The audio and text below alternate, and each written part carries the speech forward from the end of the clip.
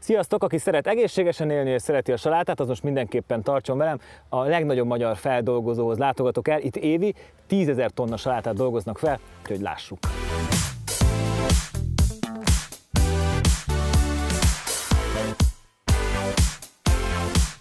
A saláta még 20 éve szinte kizárólag a zöld fejes salátát jelentette idehaza, amit leginkább a tojásos nokedli mellé fogyasztottunk ecettel és tejföllel. A világ azonban nagyot fordult az utóbbi években, ma már minden a kalóriák elleni küzdelemről, valamint az egészséges táplálkozásról szól, így nem véletlen, hogy egyre nagyobb szerepet kapnak a különböző saláták az étkezésünkben. Fogyasztjuk már köretként, turmixként, szendvicsben vagy akár magukban is őket. Ha pedig nő a kereslet, színesedik a választék is, ilyen madártávlatból Magyarország egyik legnagyobb salátaültetvénye az Alföldön, Balástya település közelében. Szép egyenes sorban sorakoznak a piros loló, a zöld loló, a jégsaláta, a madársaláta és a római saláta.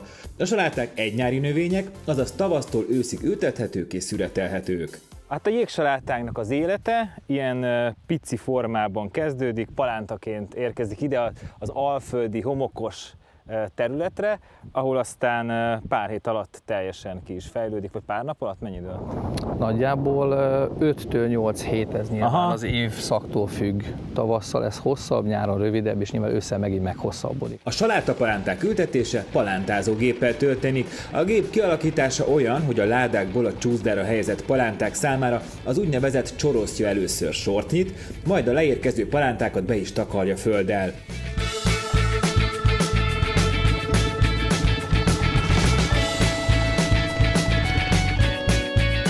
A palántázás során nagyon fontos a megfelelő talaj előkészítés, ami apró, morzsalékos ágyást jelent. Fontos a sík terület kialakítása is, és természetesen a folyamatos öntözés.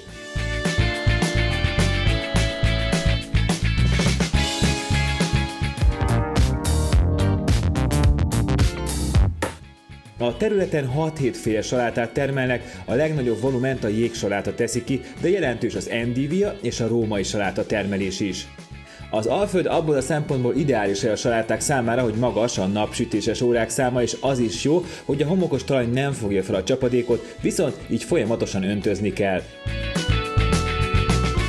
A jégsaláta betakarításának a módja az ültetéshez hasonlóan nagyon látványos és érdekes. A traktor itt már csak kárt tenne a termésben, így egy speciális 4-kerekű biciklit használnak. A betakarításnál a külső úgynevezett feldőleveleket leszedik a salátáról, és a földön hagyják, ez kiváló trágyát képez majd.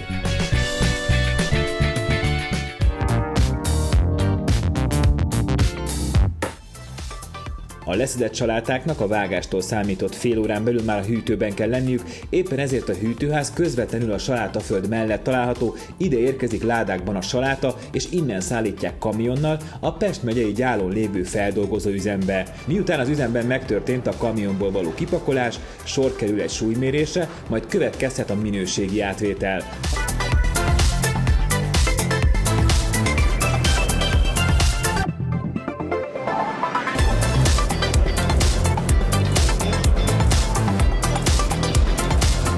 Ha minden rendben, a saláták felhasználásig a hűtött raktárban pihennek. A magyarországi saláta forradalom körülbelül 30 éve indult az első gyorsétteremlánc érkezésével, ekkor jelent meg a jégsaláta az addig szinte egyeduralkodó zöld fejes saláta mellett. Olaszországban teljesen természetes, bemész egy étterembe, akkor madársaláta, rukkola. Itt 30 éve ezelőtt, vagy 20 éve azt sem tudták, hogy mi ez a növény. És onnan indultunk, hogy csak a tárolható növényeket fogyasztották az emberek, tehát a káposzta, sárgarépa, cékla, hagyma, nyáron megtermelték, ősszel betárolták, és ameddig lehetett, ezt fogyasztották a veremből, vagy savanyították, ez volt a másik módszer. És innen indult az egész ki. És hol tartunk most? És most pedig ott tartunk, hogy hát ugye szerintem már nagyon kevés ember van, aki nem ismeri a salátát, hiszen korábban ez a hölgyeknek volt a privilégium 10-15 évvel előtt, hogy a fancy hölgyek salátát ettek. Most ez elmúlt ez a dolog. A férfiak, idősek, fiatalok, vidéken is most már sokkal jobban elfogadott lett ez a dolog. Ez kellett idő, mire megismerte a lakosság, és ugye a fő kérdés, hogy tudja felhasználni. Amellett, hogy egészségesek, hogy magas a rost, a víz, az ásványanyag és vitamin tartalmuk, a saláták azért népszerűek nagyon, mert alacsony a kalóriatartalmuk. Másképp mondva, a salátával büntetlenül kialakíthatjuk a tehetségérzést a gyomrunkban. Az persze fontos, hogy ne öntsük nyakon a salátát mindenféle cukros öntettel, már csak a hagyományok miatt se. A saláta szót ugyanis az olasz insalata szóból származtatják, aminek in és sale tagjai az elkészítés módjára utalnak, azaz, hogy Olaszországban maximum egy kis sóval, na meg persze némi olajjal és ecettel fogyasztják a salátákat. Ha már eddig a jégsaláta volt fókuszban, nézzük, mi történik vele a gyártásba kerülve. Első lépésben egy kézi előtisztítás történik, amely során egyenként ellenőrzik a fejeket. Eltávolításra kerül a torzsa, a hibás fonnyat részek és az esetlegesen előkerülő idegen anyagok, például a kártevők vagy a falevél. Ezután következik a gépi szeletelés. Aztán a már felszeletelt saláta egy optikai osztályozó berendezésen megy át, ami 7 színes infra- és lézerkamera segítségével nagy biztonsággal kiszűri, szó szerint kilövi az esetleges idegen anyagokat és a különböző termékhibákat. A saláta innen a mosóberendezésbe kerül, és több lépcsős mosási folyamaton esik át, amihez rendszeresen ellenőrzött ivóvíz minőségű hűtött vizet használnak. A mosási folyamat része egy 2 lépcsős rovarszűrés is. Ezután a szárítás következik, majd pedig a csomagolás. A lecsomagolt jégsalátákkal egyébként ebben a formában például a Big Mac szendvicsekben találkozhatunk. A csomagolás első lépéseként a saláta egy 2 soros mérlegen halad át, ennek segítségével állíthatják be az adott termékre vonatkozó töltősúlyt.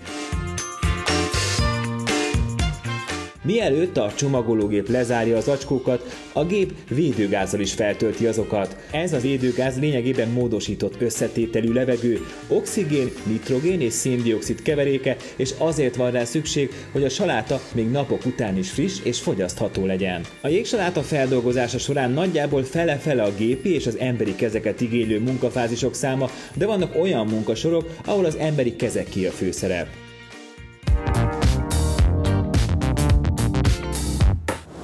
Nagy felismerésre jutottam, hogy a szépen megkreált szendvicsekből, amikor kilóg a saláta, ezt itt a hölgyek csinálják gyakorlatilag. Így van. Ugye innen látjuk, nagyon bonyolult, valamikor gépesíteni kell, és van rengeteg kézi termék, amit nem lehet gépesíteni, hiszen a növénynek a szerkezete olyan, hogy a hullámok különböző mélységben vannak a növényben. És az gép nem tudja szélesíteni. És a gép megabjuk, akkor levágja pont azt a hullámot, amire szüksége, vagy a fogyasztónak tetszen a saláta, hogy milyen szép fodros, kilóg a szendvicsből. A zöld ló ennek a legfontosabb szempontja, hogy egyébként édes saláta, tehát nincs az a kesernyés íze, mint mondjuk az endéviának. És ez nagyon szépen néz ki, és ez hozza a frissesség érzést. Tehát veszel egy boltba egy szendvicset, és friss a saláta, akkor tudod, hogy akkor minden friss. Aha. Ha ez nem friss, az egyből látszik rajta, és ez általában azok az éttermek szeretik használni, akik azt akarják mutatni, hogy náluk friss az alapanyag. A salátát miután szépen méretre vágták, a szalag a mosóba viszi, majd ezután kerül csomagolásra. Szintén népszerűnek számít manapság a rukkola, amit nem idehaza, hanem Olaszországban termelnek. A rukkola csomagolása és mosása előtt nagyon alapos válogatás szükséges, nehogy bármilyen egyéb növény vagy gaz a csomagba kerüljön. Ne menjetek sehova, benne lesztek a tévében, várjatok. Tiszta olyan, mint egy olasz piac, olyan az egész. Ja. A rukkola eleve a sláger most. Így van. Mindenki rukkolát eszik. Meg azért, mert a hölgyek képesek pár ilyen rázó mozdulattal megállapítani, hogy van-e benne ilyen, tehát mondjuk ez. Így van. Így van, az idegen anyagnak számít, ez a gaz.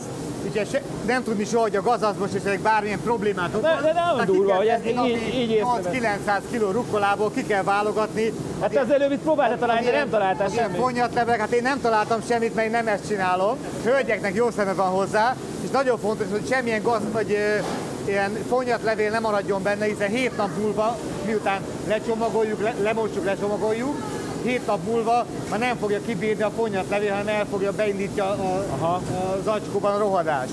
És ezért nagyon fontos kiszedni ebben a stádiumban, hogy fonnyatlevél ne kerüljön bele. A rukkola valóban az egyik legfelkapottabb saláta típus, állítólag zsírégető, méregtelenítő és még rák megelőző tulajdonsággal is bír. Azért kevésbé elterjedt idehaza, mert amellett, hogy speciális talaj és klimatikus viszonyokra van szüksége, a betakarításához is egy speciális porszívószerű gép szükséges. A kézi válogatás után a rukkola is átesik egy mosáson, majd pedig keresztül halad ezen a szárító berendezésen, ami teljesen megszárítja a salátát, hogy mint hallottuk, ne maradhasson nedvesség az acskóban.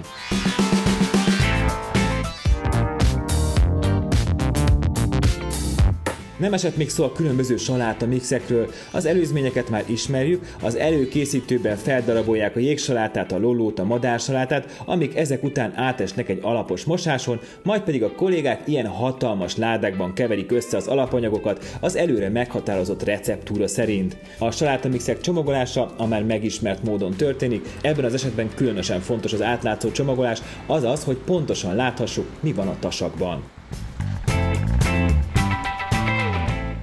Hát ez egy újdonság, hogy gyerekekkel hogy lehet megszerettetni az ételt, és egy kis játékosságot be kell vinni annak érdekében, hogy tényleg már kiskorban is hozzászokjanak az egészséges kajához, és hát ez ilyen spirálra vágva, vagy valamikor csillagra vágjuk a sárgarépát, és hát nyilván, vagy a madársalátánál, hogy csipogsz egy picit otthon és akkor aztán a gyerek hirtelen sokkal nagyobb kedvel fogja megenni, és rájön, hogy a répát szedik ki először amúgy a kukoricát, a jégsalátát, és nyilván amikor nagyobb korba kerülnek, akkor kezdik el megszeretni a radicsot, meg a endéviát, ami picit kevésbé, vagy kis kesernyésebb ízvilágúak. Jó, hát szerintem mindent tippet a nyárhoz, és akkor mindenki egyen sok salátát, nem? Jó étvágyat kívánok! Igen, jó étvágyat!